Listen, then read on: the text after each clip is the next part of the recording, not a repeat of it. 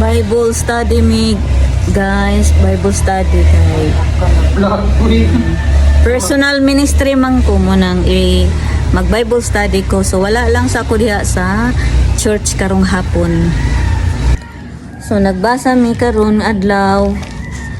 So akong gipangutana ang akong gi-Bible studyhan si Lara kung naibalo ba siya kung unsa ang gibuhat sa Ginoo sa unang adlaw. So sa unang adlaw gibuhat sa Dios ang sa today. So ang kahayag pa yang gihimo. Light sa yang gihimo kahayag. Then ang ikaduha lag firmament. So numduman nimo day. Yang ikatulo nagpaturok siya sa yuta. Mga balili, klase-klaseng mga kahoy nga nagapamunga, mga tanom. Unya sa kaupat, gihimo niya ang dagko nga mga butang moon, stars, and the sun. Kalima, sa tong ikalima, mga mananap nga diha sa dagat. Mga isda, klase-klaseng isda. Mga balyena, sagun sana. Then, mga kalanggaman. O, tanan nga mga klase-klaseng langgam.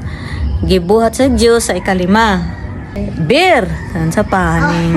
Gorilla, giraffe, mga dagkong mananap ug ang mga nagakamang sa yuta.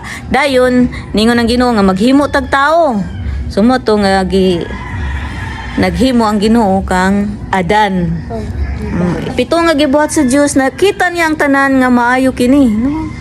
Maayo ang iyang pagkahimo sa tanan, sa iya lang pulong, isa lang niya kapulong paghimo. Nahimo niya ang tanan. Unsang yang gibuhat sa ikapitong adlaw? Di kayo kuan si Lara sa Cebuano kay English man gud iyang kuan na andan.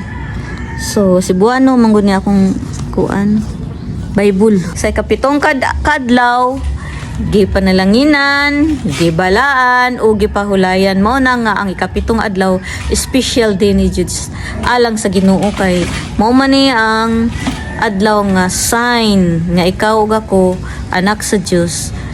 So mahibalaan ka nga mga katawhan ka sa Ginoo kung nagtuman ka sa iyang sugo nga ikaupat niyang sugo. Remember the Sabbath day to keep it holy. So akong gistudyo sa iya ang about Sabbath. Salamat.